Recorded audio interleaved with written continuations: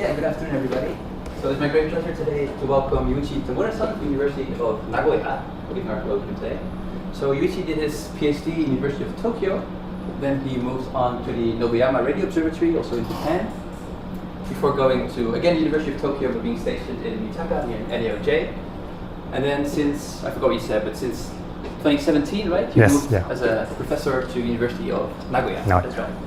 So Yoichi is really an expert both in like the science of dusty high-redshift galaxies, but also very much involved into the instrumentation part of it. So I think you'll combine both of these things for your talk today. So please let's welcome Yoichi Tamura-san.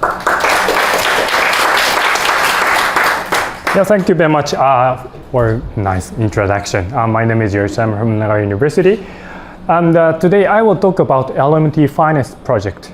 This stands for the Far Infrared Nebula Emission Studies using the Large Millimeter Telescope, which is situated in Mexico. The diameter is about 50 meters, so this is really big, and accurate surface accuracy is about 100 micron. The project is the project aims at northern sky exploration of high-redshift galaxies using the far-infrared fine structure lines, especially of O3 and C2, using the next generation ALMA receiver technology, what is called Wideband sensitivity upgrade, or WSU. So we can regard this instrument project as a WSU precursor. So all right, so let me begin with some background. So our aim is to explore the formation of earliest galaxies. So the galaxy formation in the first half of the epoch reionization should be the very epoch of the galaxy formation, and we want to explore this age. And as you know, there are more than hundreds of galaxies have been already discovered using Hubble Space Telescope and James Webb Space Telescope. And at a ratio beyond 8, or the age of the universe was only 600 million years. So the interesting finding was that there are no evolution at the brightest end of luminosity function of those galaxies. That means that there are the massive galaxy, bright galaxies are already there at redshift 10, 12, 11, 12, or something like that. So this is really surprising, suggesting that the very rapid growth of the galaxies in the epoch. So the next question should be, what drives the rapid growth of massive galaxies?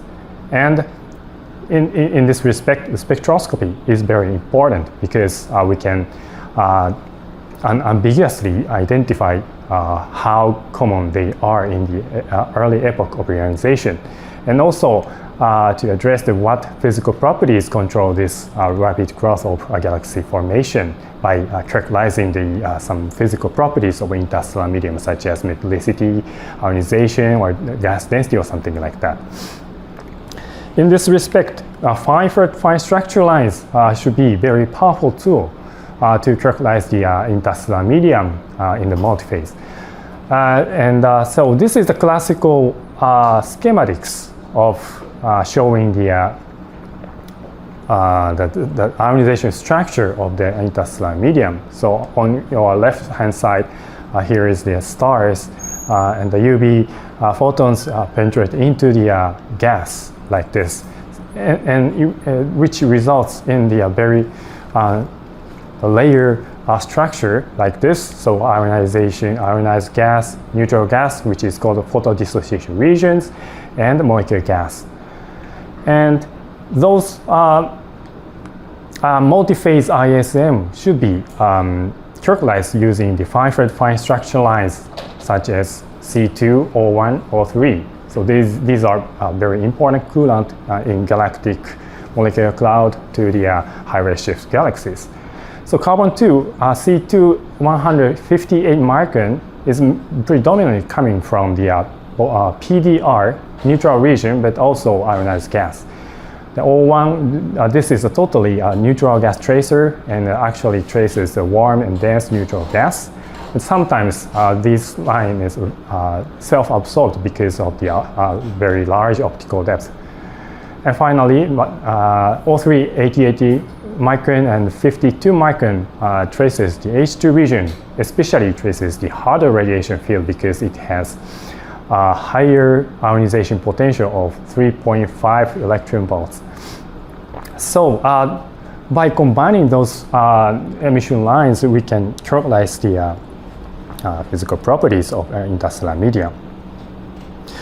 And now we know that 03, 82 micron is very bright. So we wanted to use this 03, 88 micron line as a tracer of a very high redshift universe. So first attempt was done with the Akio Inoue. We actually uses the cosmological hydrodynamic simulation with some emissivity model of oxygen-3 emission lines or fine structure lines to predict the brightness of the galaxies at redshift 7, 8, 9, 10. And this is the result. Sorry, it's hard to see, but this is the expected flux density of 03, 82 micron as a function of UV magnitude, apparent magnitude. And as you can see, the brightest part can be in the range of ALMA sensitivity. So we thought that we can use the ALMA to detect or spectroscopically identify those galaxies. And actually in cycle 2 DDT program, we successfully detected the 03, 82 micron emission lines in the epoch reionization for the first time. And then this was followed by any higher redshift sources without any spectroscopic redshift information. So we spent many tunings of ALMA to search for these emission lines.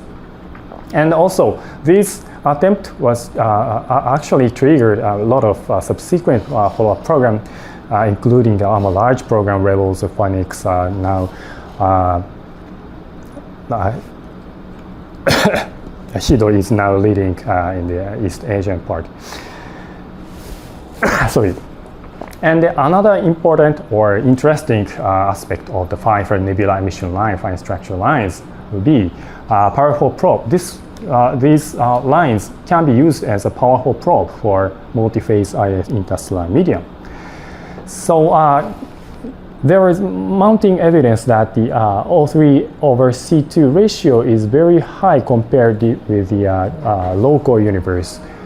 That means that something is going on. Something is happening in the high redshift interstellar medium. So this is the observed O3/C2 ratio as a function of bolometric luminosity. And dusty storming galaxy and the local galaxies are located in this regime, but early galaxies are located, they show up some very high O3/C2 ratio. So now C2 is not a first primary coolant, but O3 is. So this is another expression. This is a simulation of photoionization models predicted by the cloudy code.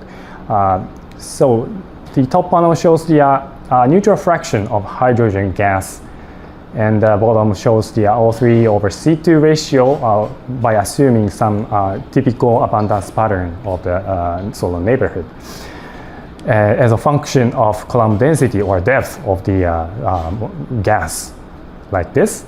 And nearby spark galaxy or nearby dwarf galaxy shows the moderate O3/C2 ratio, like this, which means that basically the interstellar medium is fully covered by H1 or neutral gas. But at the higher redshift or low metallicity environment, the ratio is increasing like this, that suggesting that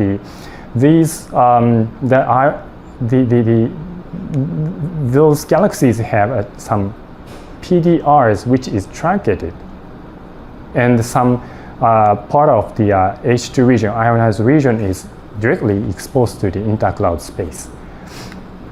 And we did this sort of study for the actual high redshift sources. So this is the one of the example we studied for MEX 0460Y1 located at redshift 8.3. So this galaxy is detected O3, C2 dust emission as well as the UV continuum. So we used those four information to constrain the ionization structure of the interstellar medium. So the free parameters are only three. Ionization parameter of hardness of the UV radiation field, gas density, and PDR covering fraction, which is identified as the fractional solid angle of PDRs surrounding the ionized region like this. And our conclusion is that the dust PDR only covers the only 25% of H2 region, a fraction of H2 region. So H2 region actually directly exposed to the intercloud space. So this model also, so we expand this study with some spectroscopic result from the JWST NeoSpec. So by combining those optical emission lines like optical O3 5008 angstrom, Balmer lines neon 3 or O2 or something like that. And only three parameters will reproduce these optical emission lines all the way optical into the 5 red emission lines. So this is great. So important message from here is that so if you have this kind of ionization structure for individual star-forming region, then the ionizing photon can easily escape into the, of course, intercloud space, but also intergalactic space that will assist ionizing photons to reionize the entire universe. All right, so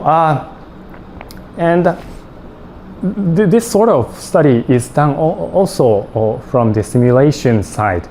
And so nowadays, the early galaxies experience some episodic star formation history. So this is one of the those sort of the simulation. So on the right-hand side, you can see the star formation rate as a function of cosmic age. You can see the so blue curve shows the star formation rate evolution on a 10-year average timescale, and you can see the some peak and valley and peak and valley, which means that some gas accumulation occur, then stars are formed, and then stars are exploded, and or radiation feedback will happen, and then all the neutral gas that is closely related to the next generation star formation is disappeared, so quenched. So this accumulation, star formation quench is repeatedly going through the history of the galaxy formation. In that sense, the O3C2 can be used as a very interesting tracer for this kind of bursty star formation or episodic star formation. So this is the prediction of those line luminosity. C2 is moderately, so there is some variation, but almost constant, which traces the longer time scale star formation. I mean, the star formation history average over 100 million years. On the other hand, O3 emission is also episodic. That exactly traces the bursty star formation like this. So if you use the O3 over C2 ratio, you can characterize the burstiness of the star formation history of those galaxies. And probably we are, so the UV selected galaxies with the detection of O3 have often have the higher O3 over C2 ratio, which means that they are experiencing the bursty phases of the galaxy formation. So this is a really interesting point. And so now O382 microemission has been established as a tracer of the super early galaxies. at redshift 8, 9, 10, 11, or even higher in terms of the brightness of the 380 micron, and also those spectral line ratio can be used as the characterization of the interstellar medium. But still, we need for the immediate spectroscopy. If you want to just identify, spectroscopically identify, please use JWST for redshift 9 or below, because the optical O3 line, 5007 angstrom line, is very bright. So near spec spectroscopy will immediately determine or provide you with the exact redshift of those galaxies. But if you go to higher redshift higher than 9, then the optical emission line, optical oxygen line, it goes outside the near spec coverage and go into the mirror instrument. So you need to use another tracer, fainter UV emission line such as C3 9000 or 9 angstrom doublet lines or something like that. And ALMA can do the similar job. I mean, ALMA is similarly sensitive to those JWST spectroscopy. So this is really interesting point. Okay, so now here is some redshift record. I'm sorry, this is a 2-year-old table, so it's a bit old. But there are a lot of galaxies identified, spectroscopically identified to be at redshift beyond 9. Probably maybe 40 or 50 galaxies are already identified redshift greater than 9. And as you can see, so this is good. But as you can see, the sum or almost half of the galaxies didn't show any emission lines, and spectroscopy only identified with the Lyman alpha break.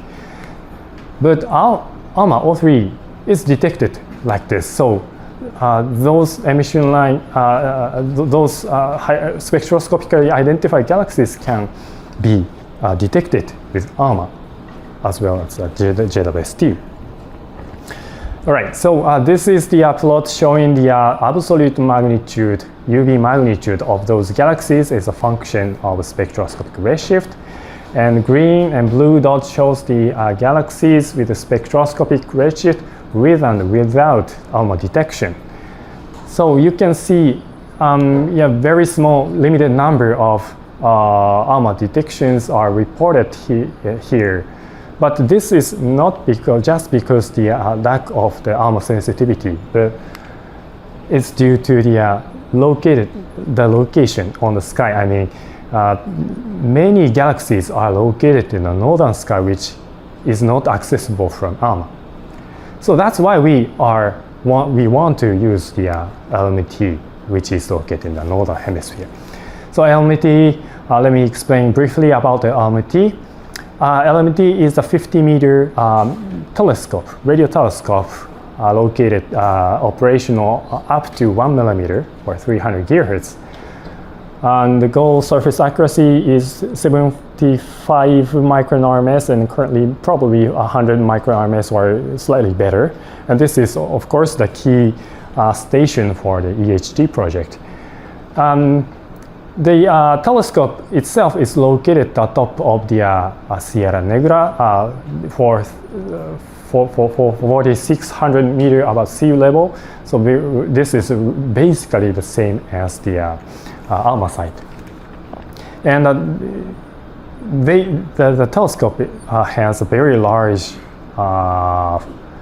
receiver room, so you can place a lot of, the telescope can accommodate a lot of instruments like this.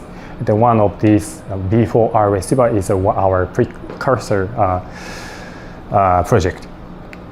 All right, and there has been a two-decade history of collaboration in our LMT in Mexico. So our joint collaboration study was started as the ASTE sub-millimeter galaxy study. So ASTE is the sub-millimeter telescope operated in NAOJ, which is a 10-meter diameter telescope located in Chile. And ASTE is originally designed or developed for the LMT, but the LMT construction, the ASTE instrument is completed well before the completion of telescope itself. So they brought ASTE instrument first to the GSMT in 2005 and 6, and then they brought the instrument to the ASTE telescope. We joined a survey from 2006 to 2008. Yeah, and the 10 years later, we also continue to keep the collaboration study. We developed the band for ALMA's band for receiver, 2mm receiver, heterodyne receiver, developed for the LMT, and brought the instrument and installed the instrument to the telescope in 2017. So this is now already operational, and the first result was published recently. So please check if you are interested in this project. So and then 10 years later, I mean 2026, this year, FINER will be online. So that's why we are developing the next generation of instrument for LMT.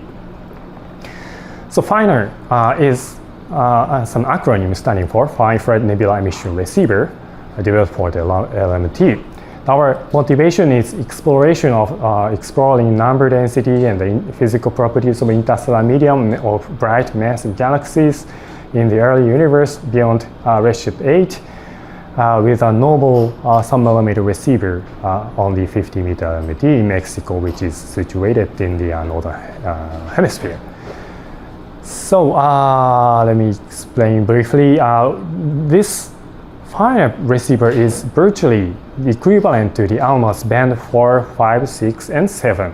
So it covers RF frequency of 120 to 360 GHz to search for the spectroscopically identify the redshift O3 and C2 line like this. So the feature, the most important feature is that the telescope itself has 40% of ALMA's light collecting area and a similar atmospheric condition to ALMA, but 5 times wider instantaneous IF bandwidth than current ALMA. That means that that offers the very efficient spectroscoping capabilities, which is comparable to ALMA. Okay, so this is the some prediction of sensitivity of FINER for the 10-hour integration time. So this is a Go sigma, 5 sigma detectable flux density for 10-hour integration.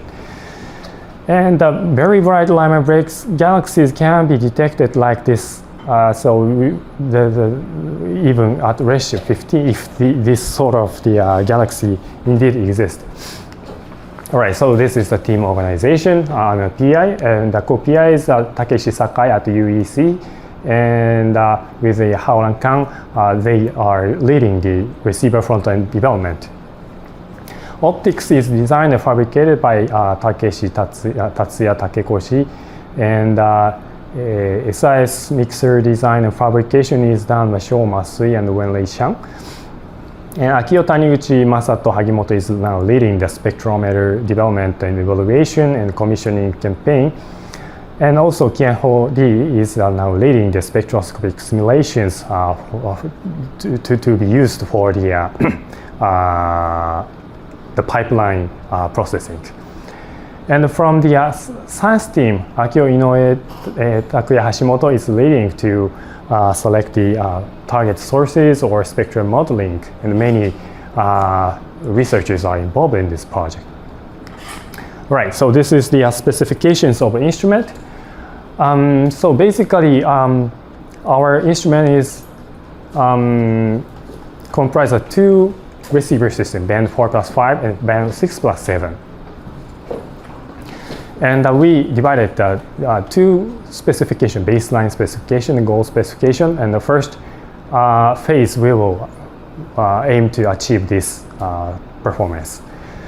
Receiver noise temperature is the same as current ALMA. Number of beams per band is 1, and number of polarization is 2. So two polarization, 2 SB, 2 sideband separation observation will be offered. And the most important feature is the instantaneous frequency coverage is wide. I mean, intermediate frequency, or IF, is about 4 to 20 gigahertz for baseline specification, 3 to 20 gigahertz for goal specification, which is 4 to 4.5 times wider than the current ALMA. And to match those front-end output, we should prepare the larger bandwidth spectrometer like this. So this is another important point. Right. So this is the some demonstration of the how FINEST will be useful for this kind of study. So the upper panel shows the actual spectrum taken with the ALMA Band 7 by spending the 4 tunings, which is very time-consuming observations. And 4th tuning finally detect a single line, so this is very lucky for us. As I show this plot, so basically the many, I mean 4 to 6 tunings typically is necessary to fully cover the possible range of redshift, because the photometric selection has some very big ambiguity in redshift estimation. So we need to fully cover those frequency range by multiple tunings. But FINEST can cover this frequency range in a single shot or two, like this. So this is a very efficient, this will offer the very efficient spectral scanning capability. Right. So project status. So this is what the FINEST system actually look like. And so main part is the cryostat, and we have some optical pick-off part like this. So basically our instrument has a 2 waveband, band 6+7 and band 4+5, which is accommodated in a single cryostat. We also have additional port, so we can accommodate one more band inside the UR. Okay, so this is the optics layout. So it's a very technical one. But so on the left hand, I show the some drawing of the LMT receiver room. So this size is that big. I mean, probably 10 meters across. So here is the tertiary and 4th mirror here, and the M3, M4 is concentric to the elevation axis. So M3 rotates with the elevation drive.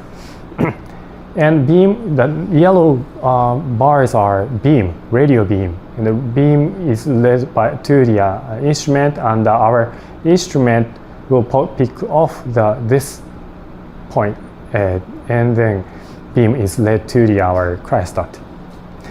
So we already have the Precursor project. So this is a band 4 receiver system, and basically we will replace the B4 receiver with the FINEST, but the volume, it doesn't change much.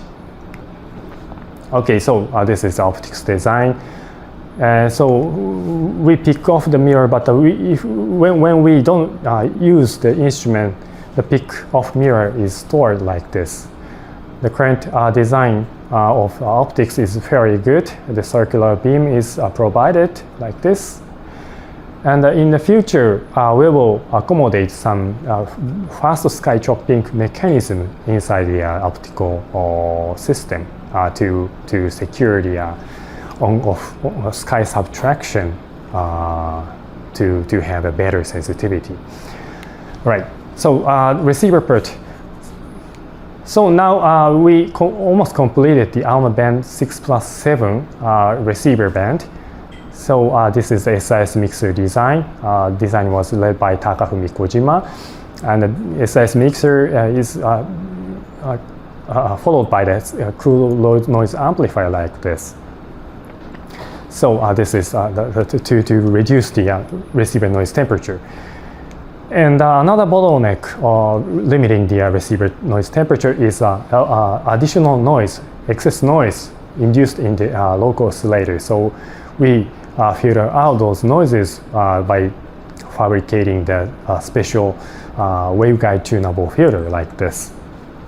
So this worked very well, and we have a very good receiver noise temperature like this. So please look at the black curves here, and the second y-axis, which shows the DSP receiver noise temperature, which shows the 50 Kelvin of receiver noise temperature across from the 3 GHz high frequency to the even higher than the 20 or 21 GHz. So this is really good performance. So we decided to use this mixer for finer. And we extended measurement to all the IF from the ALMA's band 6 to the 7, like this. And so across the all the RF frequency, the receiver noise temperature in SSB's single sideband receiver noise temperature is below or typically 100 kelvins. And image rejection ratio is about 10 dB, which is not sufficient at this moment, but yeah, nominally reasonable performance is confirmed now.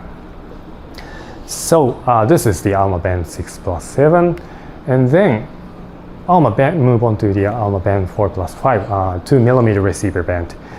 Now we completed a waveguide component, for example, 2 USB mixer unit, OMT also mode transducer or corrugated heat horns, and those waveguide components already measured, characterized, evaluated, and we confirmed that the performance is good as designed. Unfortunately, the core part, I mean SIS mixer with providing the wide IF is not completed at this moment. The design was done, but currently fabrication is stopped at NAOJ, at Advanced Technology Center, because now NAOJ is trying to refurbish the clean room and so on. So and they also focus on the WSU development for ALMA. So we need to wait for a while. So this is our band 4+5 status, development status. So instead of that, we decided to use the new technology receiver now when Lei Shan is working so hard. So this is the what we call band for MMIC mixer, which is basically the integrated SIS mixer. So you can see this is the microscopic image, and OMT SIS mixer is integrated in a small chip.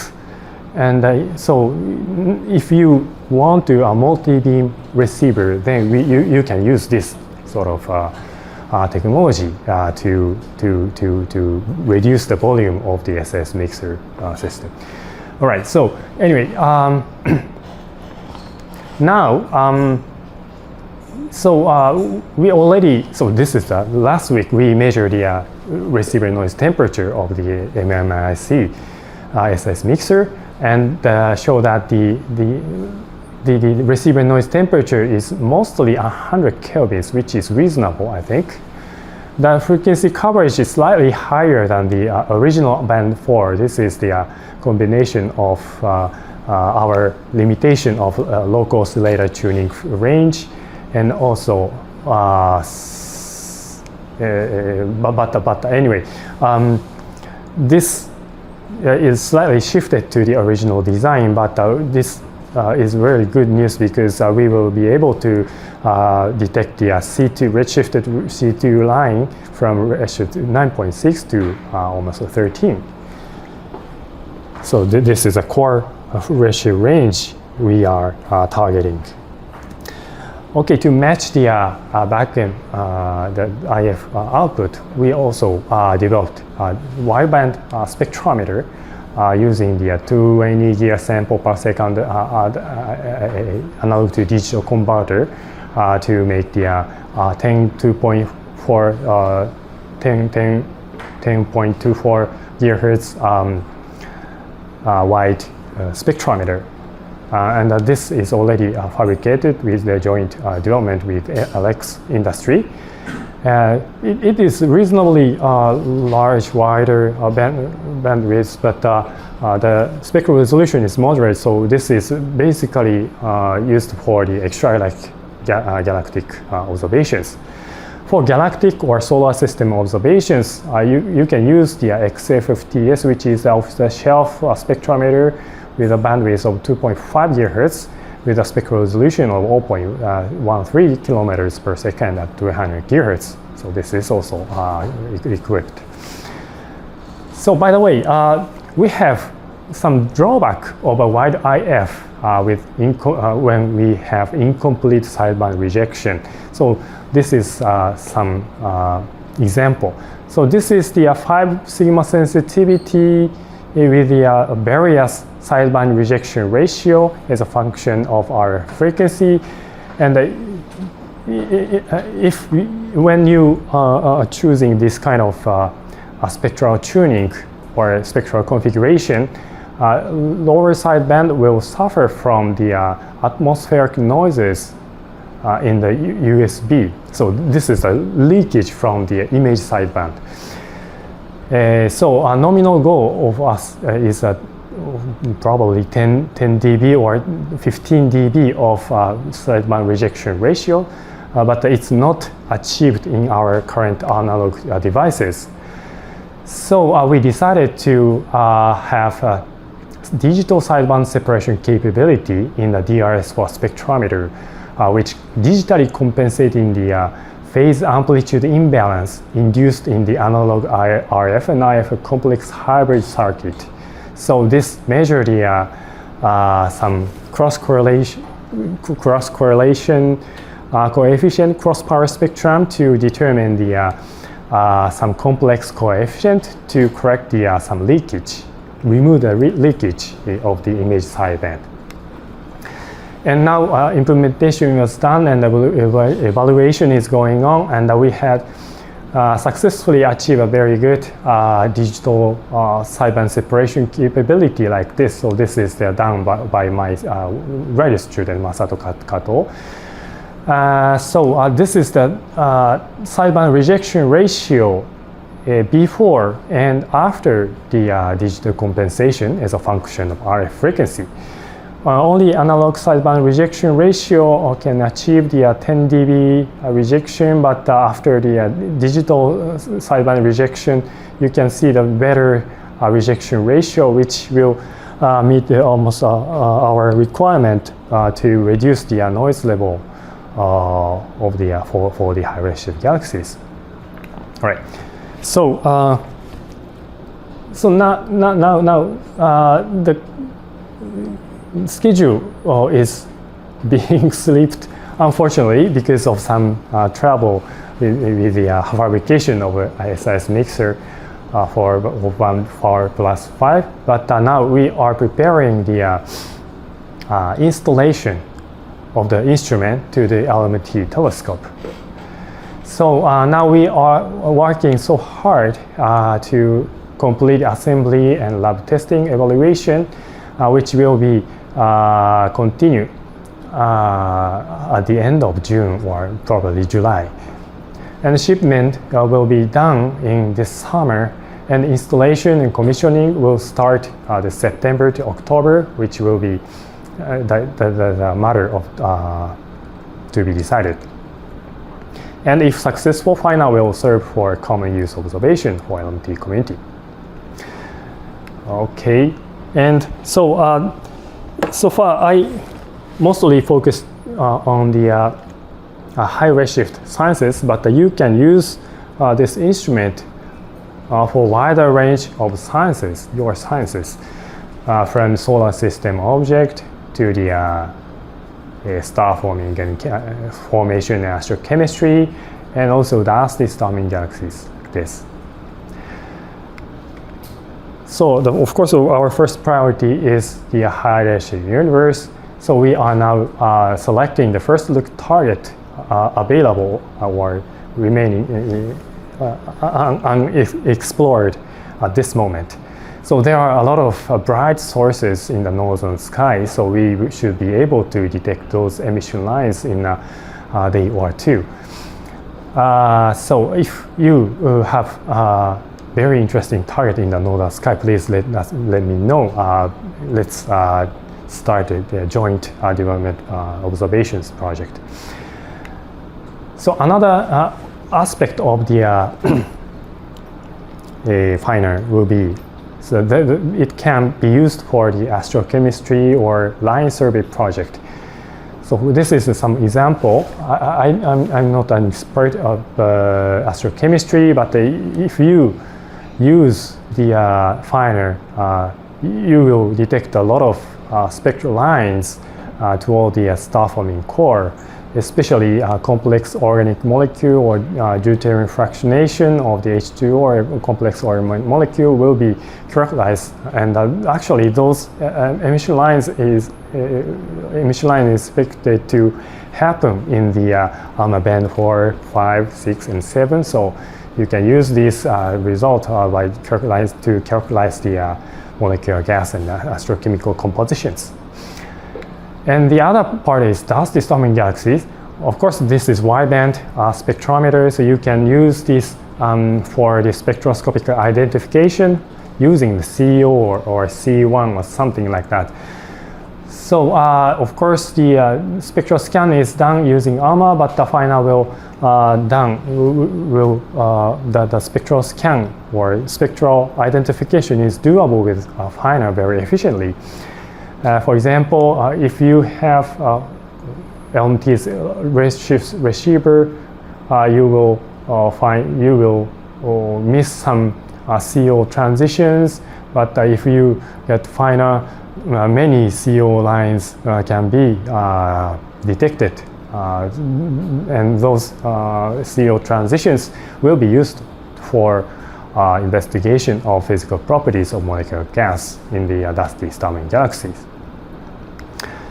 Okay, so this is a summary. FINEST is a 120 to 360 GHz wideband summoner receiver system, leveraging the ALMA wideband sensitivity upgrade technology and the LMT capabilities for the most sensitive spectral scanning capability in the northern hemisphere. And our aim is night O3 detection of a bright line membrane galaxy at the early epoch of reionization. Okay, that's it. Thank you very much.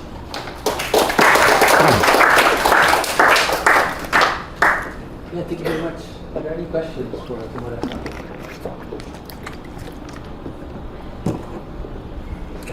Hi, thank you. So, could you remind me what's the mechanism driving the O3 and C2 ratio and its sensitivity to the burst of star is due to radiation field? And I'm also curious about whether one of those lines are sensitive to, for example, the electron density or the temperature of the gas. Okay, so let me go back to the slide of this one, I think. So let me confirm your question. Your question Yes, is so the what? first question is the ratio depends on different redshift, and then I'm curious whether or not the ratio is sensitive to like the density of the gas as well as the temperature, because some lines they have different sensitivity to those physical conditions. And another question is what's the mechanism driving the ratio can be used as a tracer of the bursting of the star formation. Yeah. mechanism. All right. So yeah. So let me go back two more slides.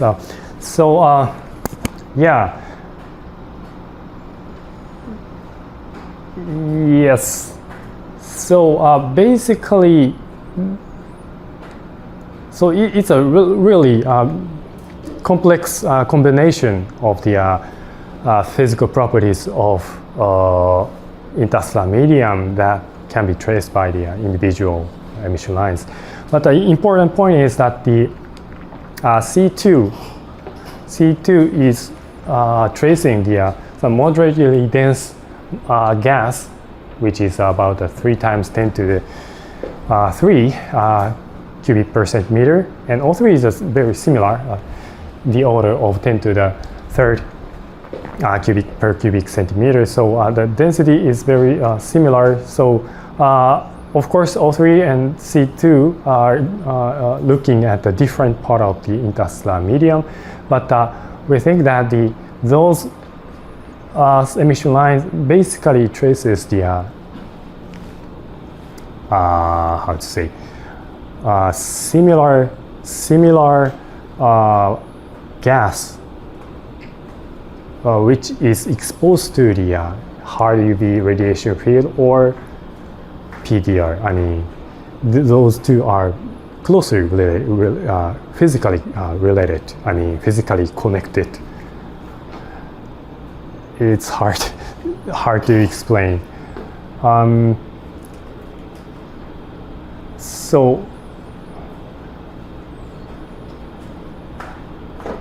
So your question is again, sorry? So for example, for the O3 line and C2 line ratio can be used as a tracer of the bursting of star formation. Bursting. And then is it, for example, due to the radiation field? I suppose O3 line is like tracing harder radiation field. Yes. So I guess that's connected to the radiation of field produced by like recent star formation. Yeah, exactly. Yeah. So when you compare ALMA with the LMT, so you're saying LMT basically covers the northern hemisphere. Mm. So they have very different resolutions, spatial resolutions. Yes. So is that a concern, or there's no beam confusion or anything, especially for this high-redshift work? Yeah, I think spatial resolution, angular resolution of LMT doesn't matter in this sort of the spectroscopic survey. So the beam is still 3/4 seconds. Yeah, I think so. But if you perform the continuum observation, it will be matter. But in our case, the continuum is basically subtracted, and we don't expect the confusion noise will affect the spectroscopic observation at this sensitivity level. Any other questions? So I'm actually curious, because another very powerful instrument to LMT is Toltec. Yes. Can you maybe talk about some synergies between Toltec and FINEST, for example? Yeah. Honestly speaking, I'm not an expert of Toltec, but Toltec is a very large format array of continuum imager, and so this will be able to detect a lot of dusty star-forming galaxies, and probably this is really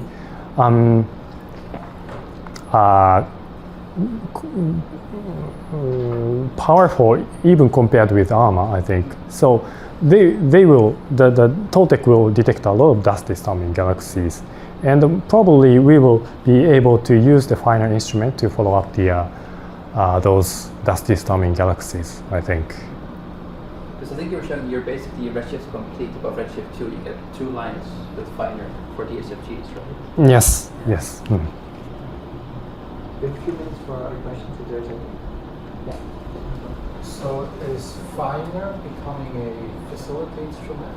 Because you were saying it might be open to the LMT community.